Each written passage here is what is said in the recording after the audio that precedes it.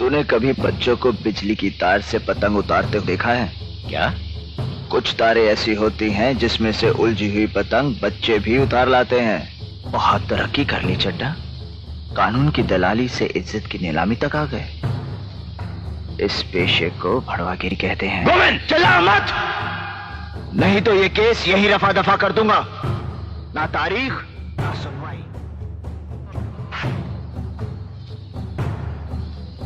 चड्ढा समझाओ इसे, समझाओ। ऐसे खिलौने बाजार में बहुत बिकते हैं, मगर इसे खेलने के लिए जो जिगर चाहिए ना, वो दुनिया के किसी बाजार में नहीं बिकता।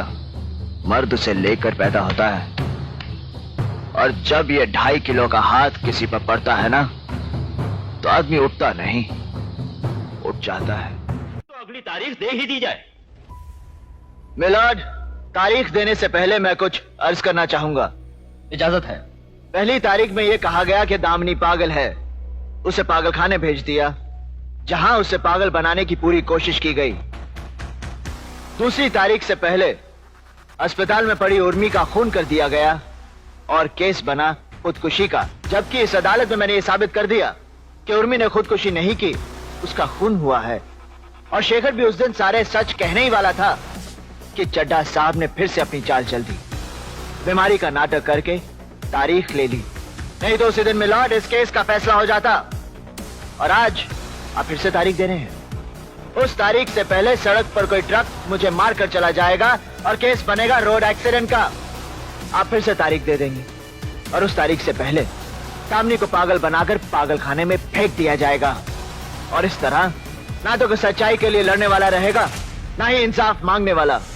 रह जाएगी तो सिर्फ तारीख। और यही होता रहा है मिलॉर्ड, तारीख पर तारीख, तारीख पर तारीख, तारीख पर तारीख, तारीख पर तारीख मिलती रही है, लेकिन इंसाफ नहीं मिला मिलॉर्ड, इंसाफ नहीं मिला। मिली है तो सिर्फ ये तारीख। कानून के दलालों ने तारीख को इंसाफ के खिलाफ एक हथियार की तरह इस्तेमाल किया है मिलॉर्ड। 2 तारीखों के बीच अदालत के बाहर ये कानून का धंधा करते हैं, धंधा, जहां गवाह तोड़े जाते हैं, खरीदे जाते हैं, मारे जाते हैं, और रह जाती है सिर्फ तारीख।